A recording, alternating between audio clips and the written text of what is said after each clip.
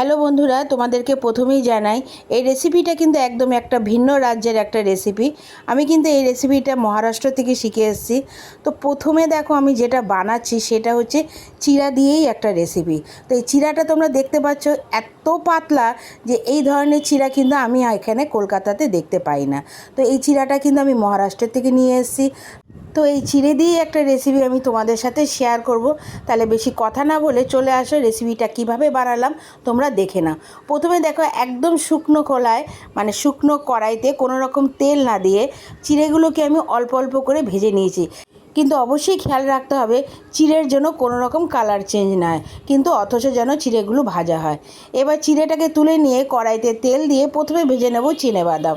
খুবই সহজ একটা রেসিপি, কিন্তু খেতে কিন্তু বেশ ভালো লাগে।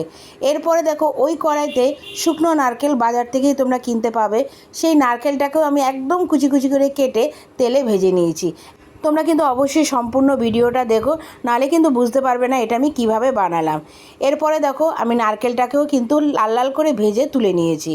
এরপরে আমি দিয়ে দিয়েছি কাজু বাদাম আর আমন্ড, এটাকেও কিন্তু একদম পাতলা পাতলা করে কেটে নিয়েছি। কেটে যখন হালকা একটু ভাজা হবে, খুব একটা ভাজার প্রয়োজন নেই, এবার এটাকেও আমি তুলে নিয়ে ভাজা চিড়ার মধ্যে মিশিয়ে দেবো। প্রত্যেকটা জিনিসই কিন্তু এক এক করে ভেজে হালকা করে ভাজবে, ভেজে কিন্তু চিড়ের সাথে মিশিয়ে নেবে। এরপরে দেখো এটাকেও তুলে আমি দিয়ে দিলাম। এরপরে ওই কড়াইতেই আমি দিয়ে দিলাম ভাজা ছোলা। যেহেতু এই ছোলাটা আগের থেকেই ভাজা, সেহেতু এটা খুব একটা ভাজার প্রয়োজন নেই। একটু তেলের মধ্যে নেড়ে কিন্তু এটাকেও আমি চিড়ের মধ্যে মিশিয়ে নেব। এবার এটা যখন ভাজা হয়ে যাবে, এবার ওই কড়াইতেই আমি দিয়ে দেবো খানিকটা কিশমিশ। তোমরা কিন্তু চিড়েটা যেই পরিমাণ নেবে সেই পরিমাণেই কিন্তু জিনিসগুলো আন্দাজ মতন অ্যাড করবে। এটার পরিমাণটা তোমাদেরকে ঠিক মতন আমি বলতে পারলাম না। এবার এটা তোমরা নিজেরা নিশ্চয়ই বুঝতে পারবে যে কতটুকু পরিমাণ দিলে চিড়েটা খেতে বেশ ভালো লাগবে। এবার কিশমিশটাও দেখো হালকাভাবে একটু ভেজে নিয়েছি। এবার কিশমিশটা ভাজা হয়ে গেলে এটাকেও আমি চিড়ের সাথে মিশিয়ে দেবো। এক এক করে কিন্তু আমি প্রত্যেকটা জিনিসই আমি ভেজে চিড়ের উপরে দিয়ে দিয়েছি। এরপরে তোমরা দেখতে পাচ্ছ এখানে আছে কারি পাতা, পেঁয়াজ আর রসুন। আচ্ছা, পেঁয়াজ আর রসুনটা কিন্তু তোমরা একটু ভালো মতন কুচিয়ে একটু রোদে শুকিয়ে নেবে, যার ফলে পেঁয়াজ আর রসুনের মধ্যে যতটুকু ময়েশ্চার থাকবে সেটা কিন্তু একদম ড্রাই হয়ে যাবে। এরপরে দেখো কড়াইতে তেল দিয়ে কারি পাতা, পেঁয়াজ আর রসুনটাকে একদম ঝুরো ঝুরো করে ভেজে নেবো। আর পেঁয়াজটা কিন্তু অবশ্যই তোমরা একটুখানি রোদে দিয়ে শুকিয়ে নেবে, একদম ডাইরেক্ট কেটে কিন্তু ওটা তোমরা দেবে না। দেখো একটু ঝুরঝুরা করে ভাজা হয়ে গেছে। এবার ওটাকেও আমি দিয়ে দিয়েছি চিড়ের মধ্যে। এরপরে ওই তেলের মধ্যে কয়েকটা শুকনো লঙ্কাও ভেজে নেব। তোমরা যেমন পরিমাণ ঝাল খাবে সেই আন্দাজে 2-4টে শুকনো লঙ্কা ভালো মতন ভেজে দিয়ে দেবে।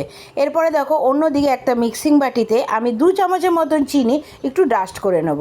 এবার কড়াইতে তেল দিয়ে তার মধ্যে আমি ফোড়নে দিয়ে দিলাম ধনে, কাঁচা লঙ্কা কুচি, একটু নুন, হলুদ আর একটু রেড চিলি পাউডার। গ্যাসটা কিন্তু অলরেডি আমি বন্ধ করে দেবো। গ্যাসটা যদি চালানো থাকে তাহলে কিন্তু এই মশলাটা পুড়ে যাবে, তাই কড়াইটা যতটুকু গরম আছে তার মধ্যেই কিন্তু আমার মশলাটা ভাজা হয়ে যাবে।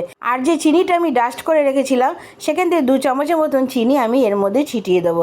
তাহলে এর মধ্যে কিন্তু ঝাল মিষ্টি সব রকমই কিন্তু টেস্ট তোমরা পাবে। এবার ভালোভাবে সম্পূর্ণ জিনিসটাকে একটু মাখিয়ে নেবে। তার মধ্যে দিয়ে দিয়েছি খানিকটা চাট মশলা।